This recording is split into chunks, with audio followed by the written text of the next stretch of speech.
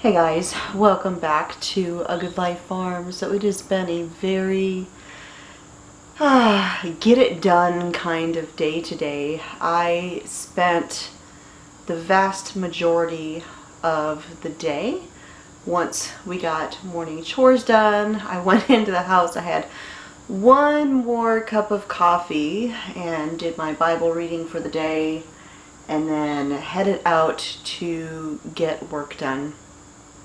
And I spent most of the day working. I didn't come into the house until close to dinner time, but I got a lot done. A lot of work that needed to get done out in the gardens. I went through and I harvested lots and lots of tomatoes. I did my first big harvest of peppers, instead of just like one or two here and there. I brought in a good bunch of them that I will be using this week. And then there was a bunch of tomato plants that it was just time. I do have some that I'm leaving out there in the garden, and I'm gonna try and keep them alive. If we can get through the rest of August, hopefully they'll be able to recover from the heat and green up a little bit and give me more tomatoes. We'll see. I've never really tried to keep them into fall, but I went through, and the tomato plants that were looking okay, I left those. But there were some that were just not going to do anything.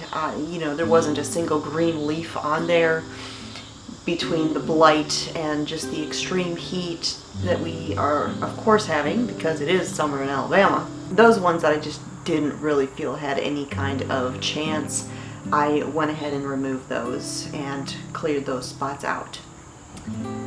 I took down the rest of the sunflowers out in that very first raised bed.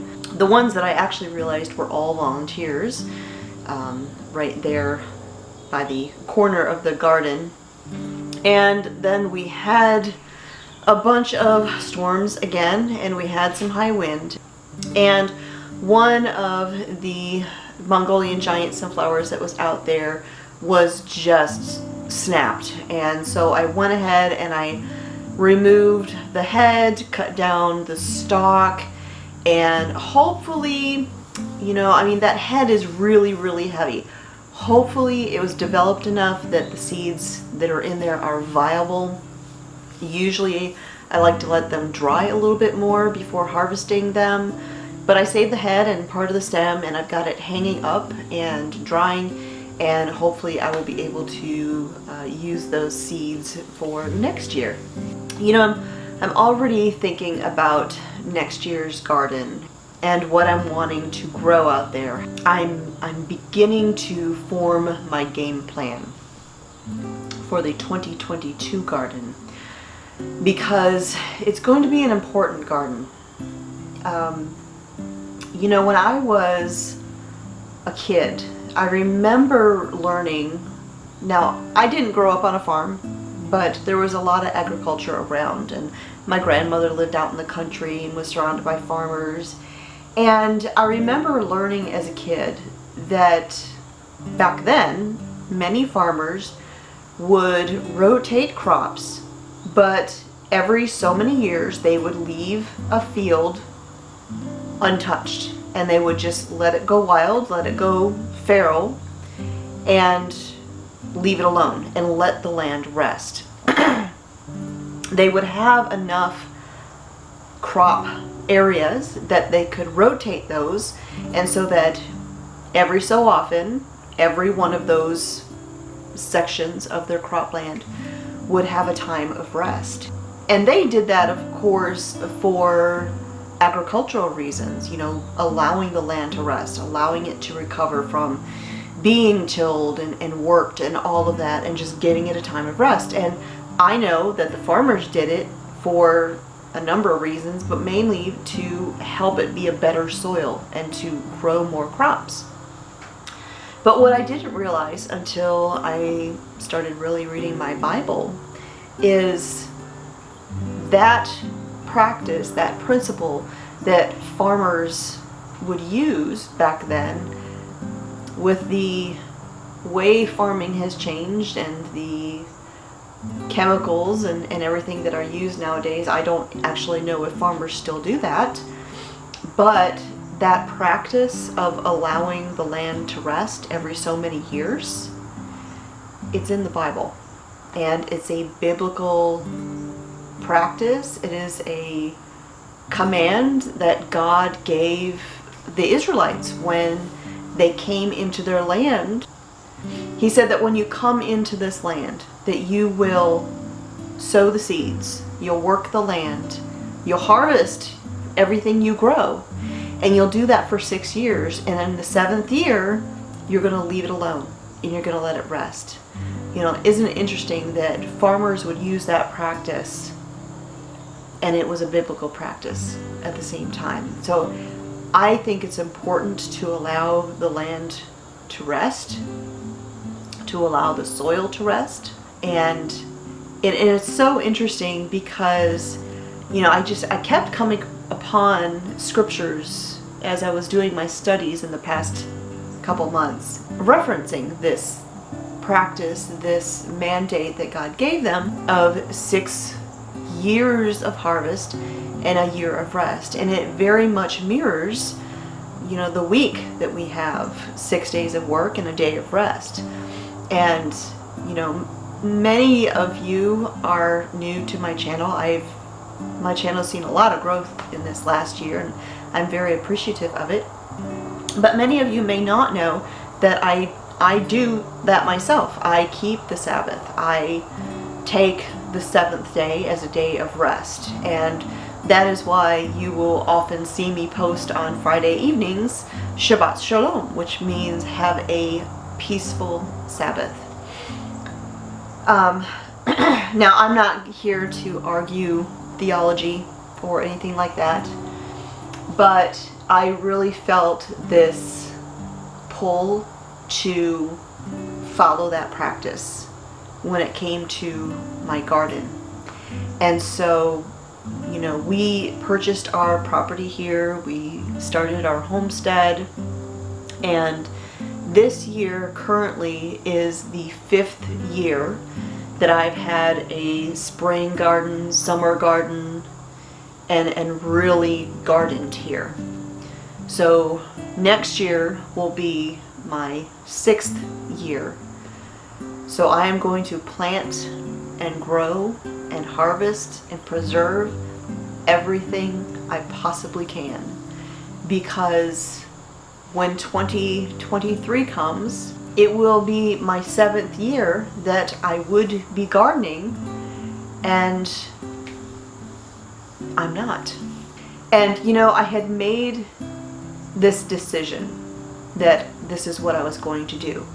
And it's so funny how God just kind of works things out and confirms things to you when He's kind of leading you to do something. Because I had made this decision that I was going to take that 7th year off. I was going to make it a Sabbath, a Shabbat for the garden. And the very next day, Rachel at that 1870s homestead mentioned in one of her videos about taking the 7th year off and allowing the land to rest as a Sabbath. So that just reinforced that decision that I had made, that I'm going to take that 7th year off. So year 6, I'm going to grow like crazy, everything I possibly can, harvest as much as I can, and preserve as much as I can. And I'll be honest, when I made that decision, it was a little scary. I mean, what am I going to do for that year? What am I going to do with myself? I mean, I don't even know. I didn't even know what I was going to do. And quite honestly, it's a little scary to not garden, now that I'm accustomed to being able to do these things and grow food to put up, the idea of not doing it is a little scary, particularly when you look at the state of the world. I mean, things are a little crazy. But I think that doing something that you feel led to do because you believe it will be pleasing to the Lord, even if it's a little scary, I mean, isn't that what faith is about? Doing things that are scary, but trusting the Lord that everything's going to be okay, even when you don't know how. That's faith. So it will be a sacrificial act of faith, but I know it is the right thing to do. I feel led to do it, and when you feel led to do something, it's always a good idea to do it, especially when you've got God in the mix of the whole thing. You know, I don't think I'm going to have any trouble figuring out what to do with myself in that time during 2023. There is something big that I have been thinking about doing, and it was going to take a lot of time, a lot of energy, a lot of work to get done. And so I think that 7th year of taking off from gardening and allowing the land to rest will be the perfect opportunity to do that. I am going to make a drastic change to the homestead. Drastic change. But I'm not going to share that with all of you. Not yet. You'll just have to wait until 2023 to see what it is I've got in mind. So it's going to take me some time to get it all worked out, but I'm making plans.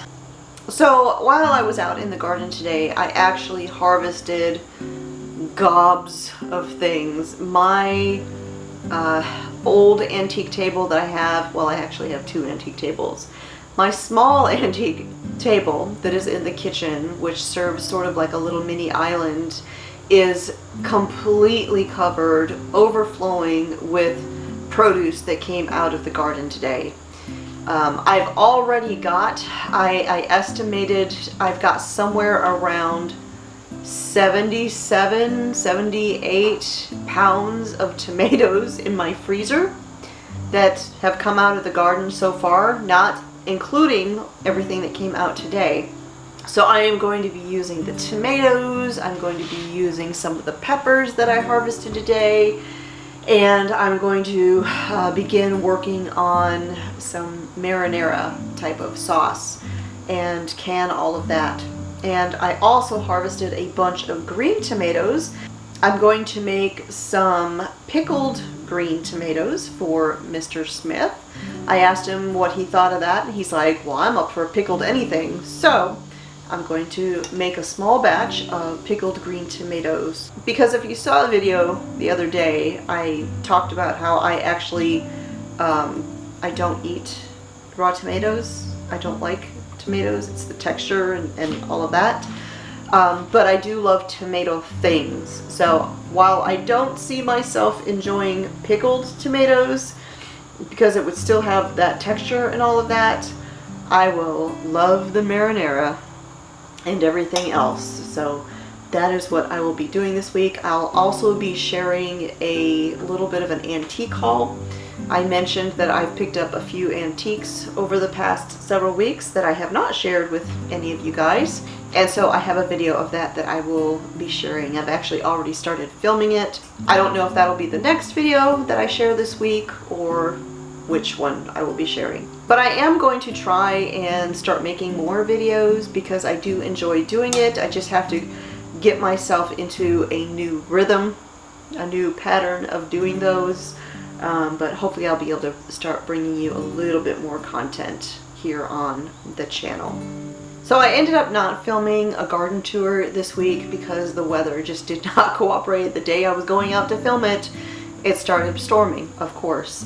That's actually the storm that broke the sunflower out there in the garden. But I will do occasional garden tours now and again throughout the season and just kind of show you how things are coming along, how things are progressing. They're just not going to be weekly tours.